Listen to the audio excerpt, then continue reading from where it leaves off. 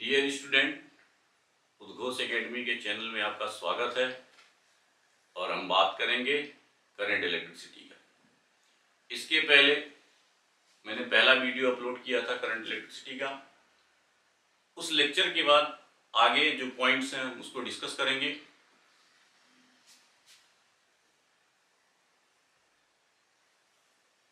तो पहली चीज है पोटेंशियल। अब हम पोटेंशियल की बात करेंगे।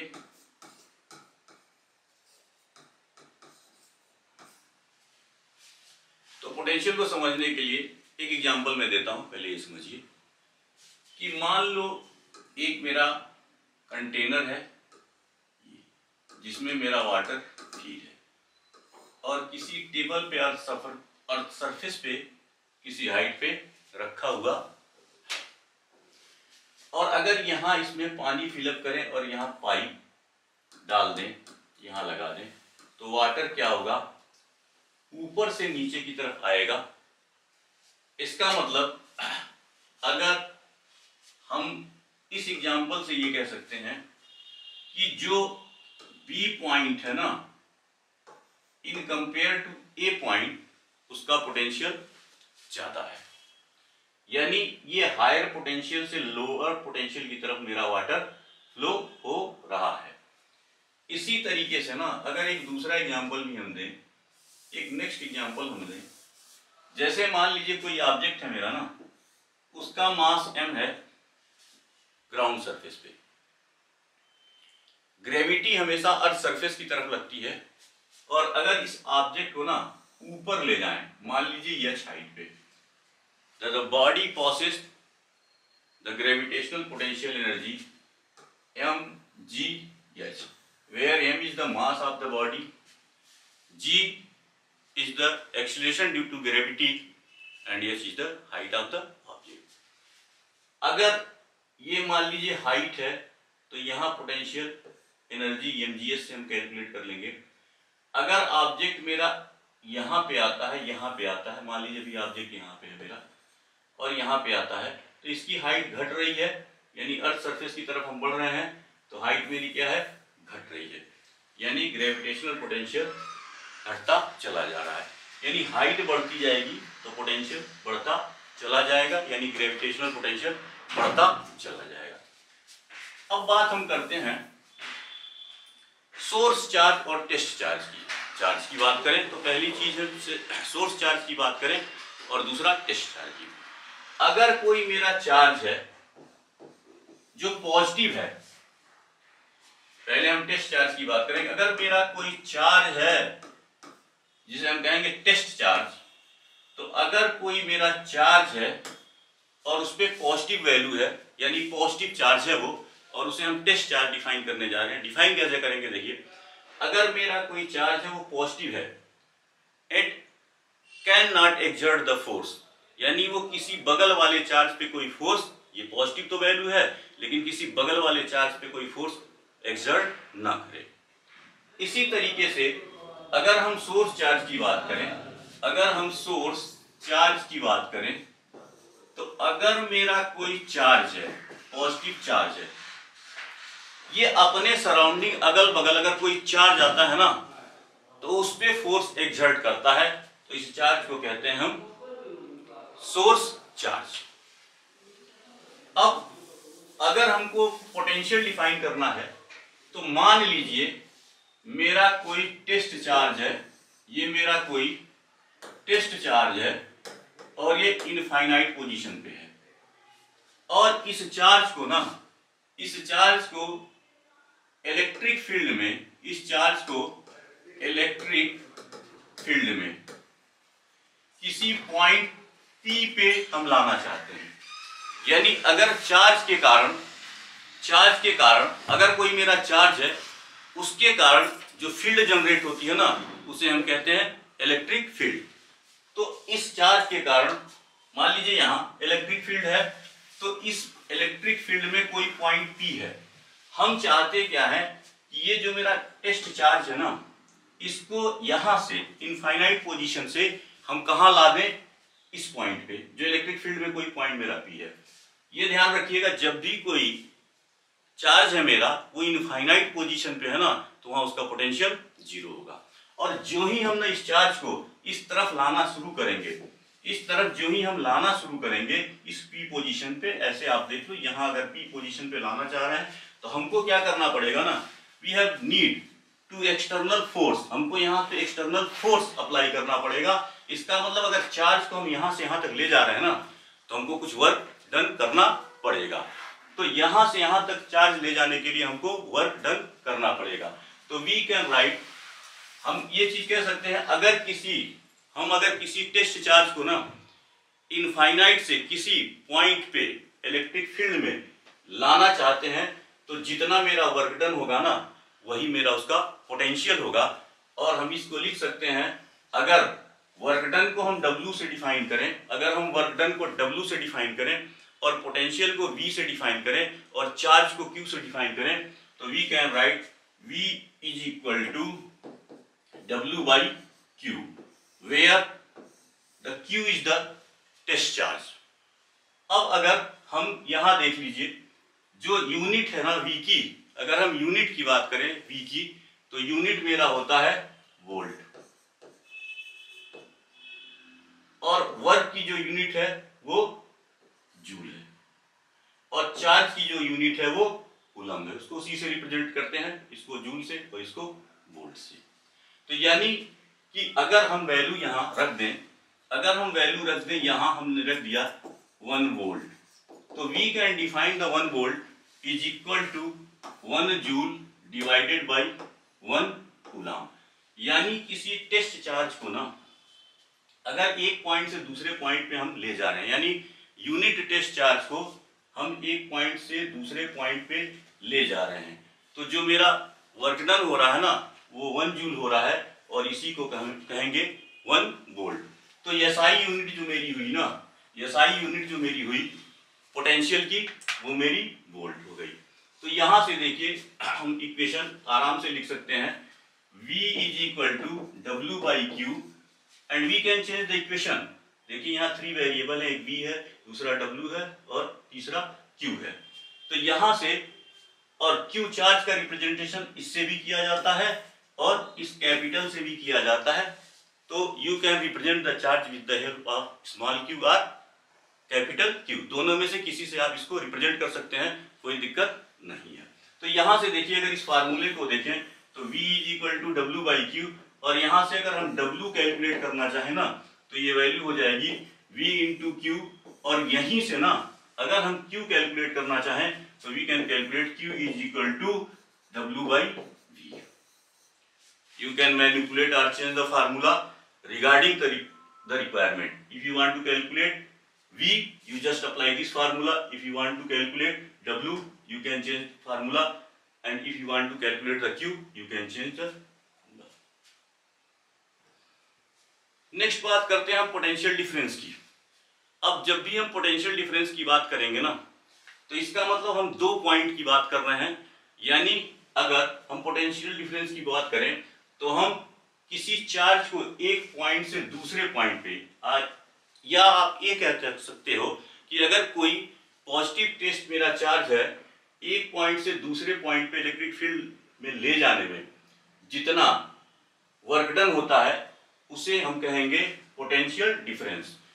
तो अगर एक पॉइंट ए का पोटेंशियल V A है और दूसरे पॉइंट का पोटेंशियल V B है, यानी एक पॉइंट का आपने कोई पॉइंट लिया A है, इसका पोटेंशियल आपने कहा VA है, और दूसरा पॉइंट आपने B लिया, इसका पोटेंशियल आपने कहा VB है। तो VA minus VB is equal to हो जाएगा W बाई Q, और ये पोटेंशियल डिफरेंस का फार्मूला है। और इससे हम किसी 2 पॉइंट के पोटेंशियल डिफरेंस को कैलकुलेट कर सकते हैं, VA माइनस VB, यानी potential difference is equal to W by Q। इस बेस पे एक क्वेश्चन हम डिस्कस करेंगे। देखिए सिंपल सा क्वेश्चन है, कह रहा है what is the value of potential, what is the value of potential if the work done is 200 joule to move a charge, to move a 2 coulomb charge. अगर यहां से हम वर्क डन की बात करें तो W इज इक्वल टू हो जाएगा मेरा 200 जूल, और इसी तरीके से गिवन है जो Q है वो मेरा 2 कूलम।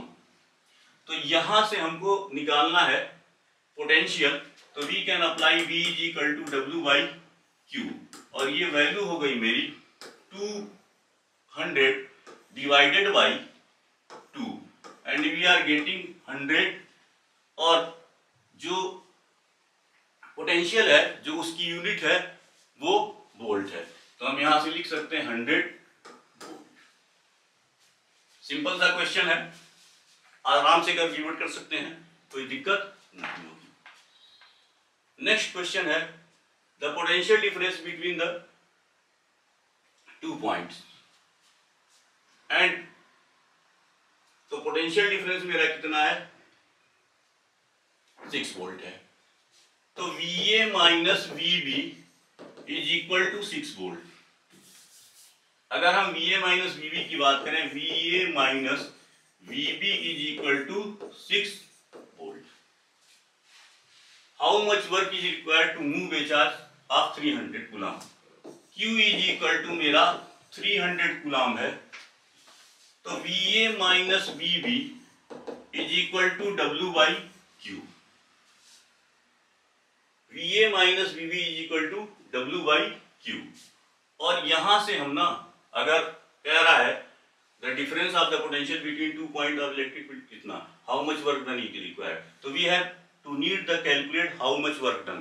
तो यहां से अगर हम वर्क डन यूज करना चाहें या कैलकुलेट करना चाहें तो ये वैल्यू हो जाएगी Q VA माइनस VB, और VA माइनस VB की वैल्यू 6 है और Q की वैल्यू 300 है, तो हम लिख सकते हैं 300 मल्टीप्लाई बाई 6, और ये वैल्यू होगी 1800, और वर्क है तो इसकी यूनिट हो जाएगी जूल।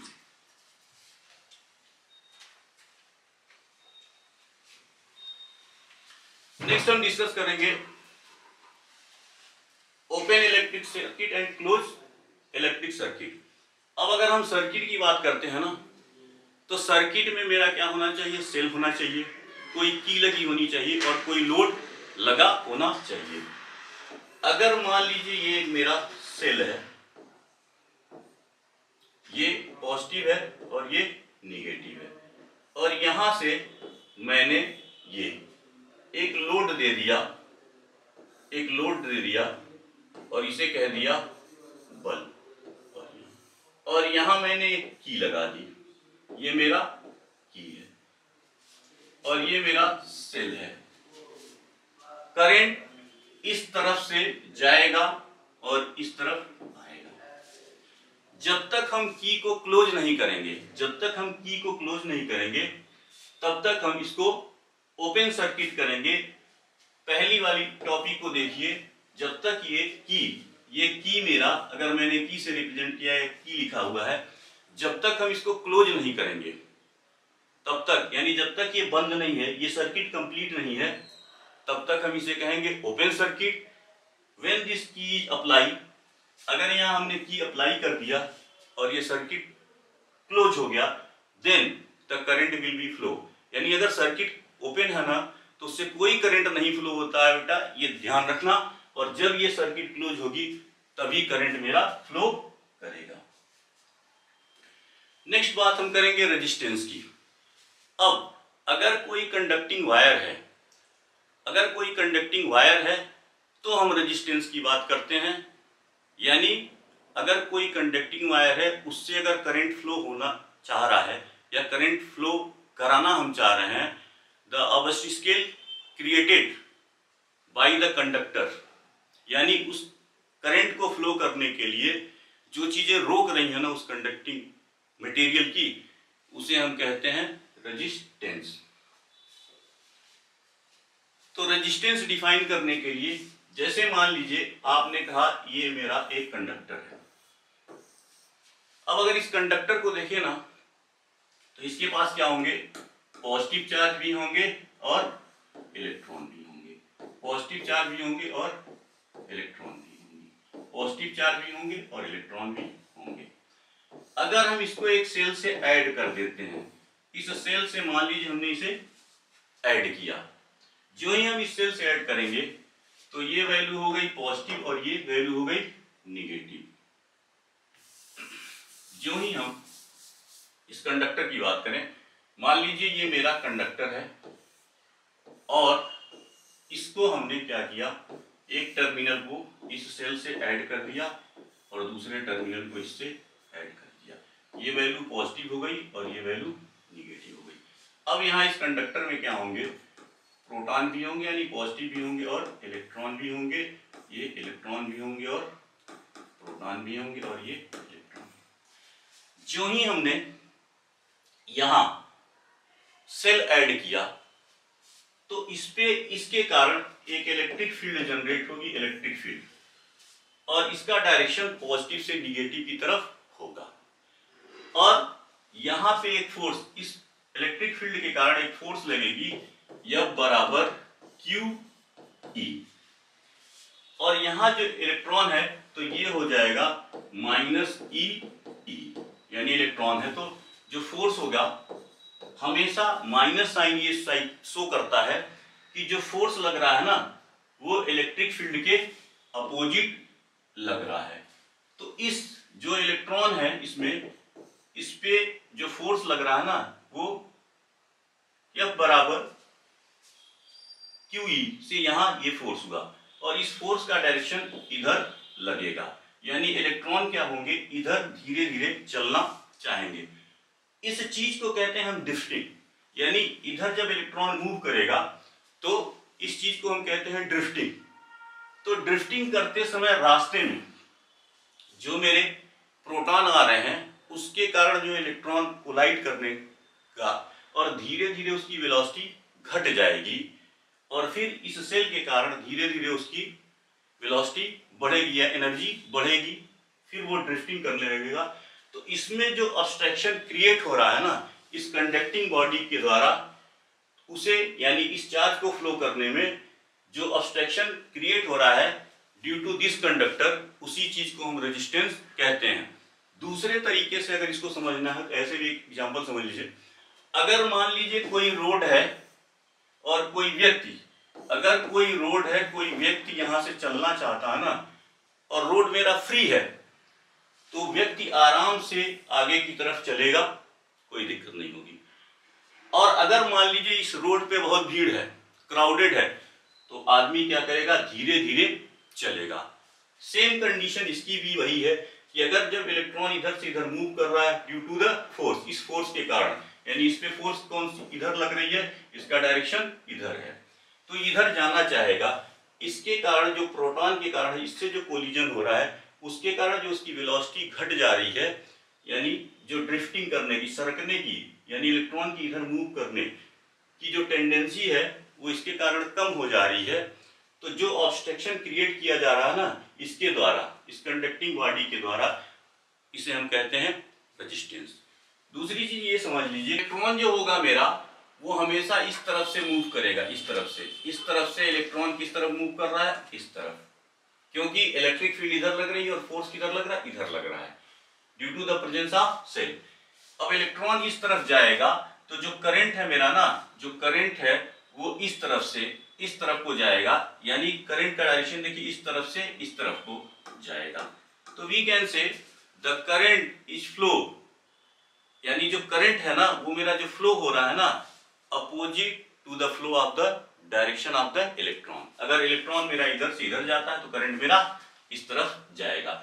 ऐसे आप कह सकते हो कि अगर इसको ए कर दे, इसको बी कर देना, तो इलेक्ट्रॉन मेरा बी साइड से ए साइड की तरफ आ रहा है और जो करंट है मेरा ना ए साइड से बी साइड की तरफ जा रहा है।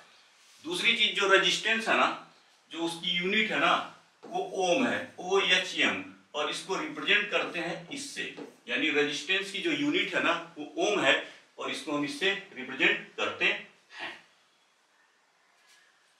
नेक्स्ट हम बात करते हैं इलेक्ट्रिक कंडक्टेंस। तो electric conductance the reciprocal of the resistance, यानी जो इलेक्ट्रिक कंडक्टेंस है ना वो रेसिप्रोकल ऑफ रेजिस्टेंस है, यानी 1/r है। इसी को हम कहते हैं कंडक्टेंस। और यहां से अगर हम यूनिट देखें ना तो इसकी यूनिट हो जाएगी OHM, और इसको लिख सकते हैं OHM -1 और इसको हम चाहे तो चेंज कर सकते हैं MHO और इसी को माहो भी लिख सकते हैं या साइमन भी लिखते हैं। यानी इलेक्ट्रिक कंडक्टर की जो यूनिट है वो ओम -1 या MHO या साइमन भी लिखते हैं। नेक्स्ट बात आती है factor affecting on the resistance, यानी रेजिस्टेंस जो है किस किस फैक्टर पे इफेक्ट कर रहा है। तो पहली चीज है ना, जो कंडक्टर यानी जो मटेरियल है किस तरह के मटेरियल से बनाया गया है। दूसरी चीज है ना लेंथ ऑफ द कंडक्टर, यानी कंडक्टर की जो लेंथ है वो कितनी है। थर्ड बात आती है थिकनेस, यू कैन से, यहाँ थिकनेस की बात की जा रही है तो आप एरिया की भी बात कर सकते हो। और फोर्थ पॉइंट है टेम्परेचर पे, यानी इन सारी चीजों का इफेक्ट पड़ता है, ठीक ना। You can say the factor affecting the resistance of a conductor. ये सारे के सारे फैक्टर हैं। पहला जो है किस मटेरियल का कंडक्टर मेरा बना है, दूसरा उसका लेंथ कैसा है, तीसरा उसकी थिकनेस कैसी है और चौथा टेम्परेचर ऑफ द कंडक्टर कैसा है। नेक्स्ट बात हम करते हैं ओम्स लॉ की। इट्स वेरी इंपॉर्टेंट लॉ, ध्यान से सुनिए और ध्यान से समझने की कोशिश करिए। अगर फिजिकल कंडीशन रिमेन्स सेम, अगर फिजिकल कंडीशन में कोई चेंज ना हो, प्रेशर वगैरह कोई चेंज नहीं हो रहा है और टेम्परेचर रिमेन्स कांस्टेंट हो, तो मेरा जो यानी ओम्स लॉ ये कहता है कि अगर physical condition can not change, physical condition मेरी चेंज नहीं है तो फिजिकल कंडीशन में प्रेशर वगैरह काम कर लीजिए, and the temperature remains same of the conductor, the current is directly proportional to applied potential, यानी I is directly proportional to V। और यहाँ हम बात करें ना तो I जो है वो करंट है और उसकी यूनिट जो होती है ना एम्पियर होती है और इसको A से रिप्रेजेंट करते हैं। V मेरा पोटेंशियल है, इसे वोल्ट कहते हैं। तो यहां से हम कह सकते हैं अगर I इज डायरेक्टली प्रोपोर्शनल, तो डायरेक्टली प्रोपोर्शनल का मतलब ये होता है अगर I में कोई चेंज हो ना, करस्पॉन्डिंगली चेंज उतना ही किसमें हो, V में भी हो। यानी जितना I में चेंज हो उतना ही V में चेंज हो, या अगर I भी घटता है तो करस्पॉन्डिंगली उतना ही V भी घटता है, इसको हम कहते हैं डायरेक्टली प्रोपोर्शनल। तो यहां से हम ऐसे भी लिख सकते हैं V is directly proportional to I। और फिजिक्स की एक क्वालिटी है, जो ही ना हम प्रोपोर्शनलिटी हटाएंगे एक कांस्टेंट ऐड कर देंगे। तो यहां जो हम करेंगे वो V is equal to I R, where V is the voltage, I is the current and R is the resistance। यहां से हम इसको इस तरीके से भी निकाल सकते हैं, यानी इस फार्मूले को देखिए हम किस तरीके से यूज कर सकते हैं। पहला है कि V बराबर IR, पहले तरीके से हम यूज कर सकते हैं। I बराबर हम क्या कर सकते हैं V by R, दूसरे तरीके से यूज कर सकते हैं। और तीसरा मेरा तरीका है ना कि हम R निकाल लें, तो R बराबर V by I, यानी हम इस मेथड से भी अप्लाई कर सकते हैं, इस मेथड से भी अप्लाई कर सकते हैं। Depend on your question requirement कि आपको V निकालना है क्वेश्चन में, then you apply this formula. आपको करंट निकालना है ना तो इसे अप्लाई कर लो, और रेजिस्टेंस निकालना है ना तो इसे अप्लाई कर लो। यानी triplet you can say the triplet way, तीनों चीजें आपको कैलकुलेट करनी है तो आप निकाल सकते हो। Next we discuss the graph. अगर हम ग्राफ को देखें ना तो हम क्या कर रहे हैं कि यहाँ एक y एक्सिस पे और यहाँ x एक्सिस है। एक चीज जान लीजिए, जब भी आप ग्राफ ड्रा करते हो ना तो इसको हम x एक्सिस लेते हैं, इसको y एक्सिस लेते हैं। लेट है ये, मतलब हम मानते हैं, ये कोई जरूरी नहीं है। आप चाहो ना तो इसे y कर लो और आप इसे चाहो तो x कर लो, इट्स डिपेंड अपॉन यू, आपके ऊपर है। जिसे चाहो x बना दो, जिसे चाहो y बना दो, ये इसमें कोई रिस्ट्रिक्शन नहीं है। जनरली क्या होता है, लोग इसे x लेते हैं तो हमारे दिमाग में ये बात आ जाती है, this one is the x axis, this one is the y axis. अब अगर हम ग्राफ प्लॉट करना चाहें ना तो इस पे हमने क्या लिया हुआ है, अब अगर हम ग्राफ प्लॉट करना चाहें ना तो हमने कहा कि ये मेरा x एक्सिस है और ये मेरा y एक्सिस है। इस पे हमारा वोल्टेज चल रहा है, यानी इस पैरामीटर पे मेरा वोल्टेज चल रहा है और इस पैरामीटर पे मेरा करंट चल रहा है। तो आप ये कह सकते हो कि सर y एक्सिस पे ना मेरा वोल्टेज चल रहा है और x एक्सिस पे मेरा करंट चल रहा है। ग्राफ इसी तरीके से यहाँ दिया हुआ है।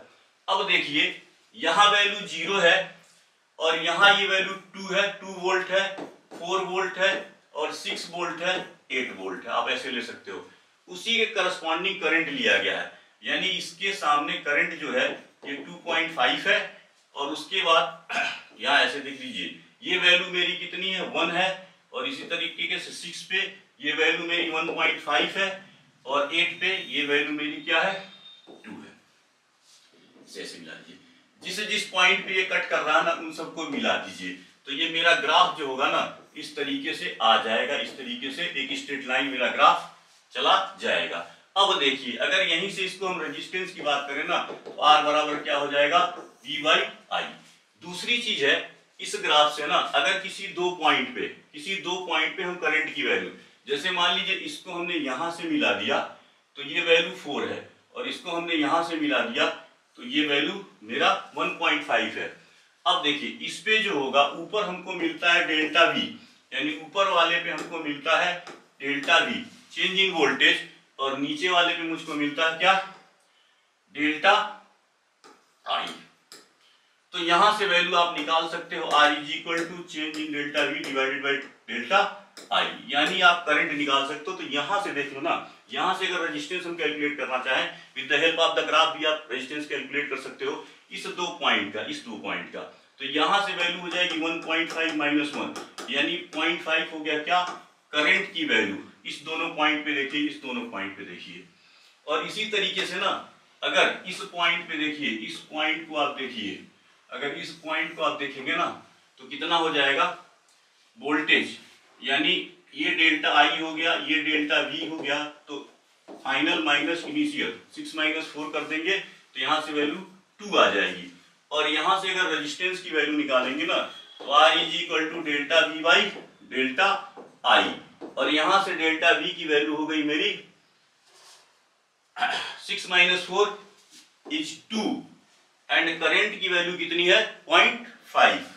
तो यहां से ये हो गया, इसको कर सकते हैं 20, यहां कर सकते हैं 5, और ये 4, यानी the value of resistance with the help of this one is 4 ohm. Next है ओमिक रेजिस्टेंस। जो कंडक्टिंग मटेरियल इस रूल को फॉलो करते हैं, यानी जिसका ग्राफ इस तरीके से आता है straight line, when we put the graph between V and I, अगर V and I में हम कोई ग्राफ इस तरीके से पुट करते हैं ना तो इनका अगर ग्राफ इस तरीके से स्ट्रेट लाइन आता है तो उस मेटल को या उस मटेरियल को हम कहते हैं ओमिक रेजिस्टेंस। और एग्जांपल अगर देख लेना तो बोर्ड पे लिखा हुआ है all the metals and metallic alloy, ये सारे के सारे क्या हैं मेरे ओमिक हैं। अब अगर इस रूल को जो फॉलो ना करे, जो कंडक्टिंग मटेरियल इस रूल को फॉलो ना करे, उसे हम कहते हैं नॉन ओमिक, यानी ग्राफ मेरा इस तरीके से आएगा। देखिए स्ट्रेट लाइन ग्राफ नहीं है, ग्राफ जो है मेरा कुछ इस तरीके से जा रहा है, तो वेरिएशन सीधा नहीं ऐसा नहीं जा रहा है। और जबकि हम ओमिक में करते थे, जो ओमिक था उसके लिए ये ग्राफ यूज करते थे, और ये क्या है मेरा नॉन ओमिक है। तो जो इस रूल को, ओम्स लॉ को फॉलो नहीं करते हैं, जिनका ग्राफ स्ट्रेट लाइन नहीं आता है, वो सारे के सारे क्या हैं नॉन ओमिक है। अगर हम एग्जांपल देखें ना तो इसका एग्जांपल हो जाएगा ionic conductor, and you can say ठीक ना सच एज इलेक्ट्रोलाइट, ठीक ना ionic conductor such as electrolyte. तो इसका एग्जांपल हो जाएगा। डियर स्टूडेंट, वीडियो को वॉच करते रहें और ध्यान से देखते रहें। आपके लाइक, आपके सब्सक्राइब ही हमारा मनोबल बढ़ाते हैं, और इसी के साथ फिर मुलाकात होगी नेक्स्ट लेक्चर के साथ। Thank you, thank you, thank you.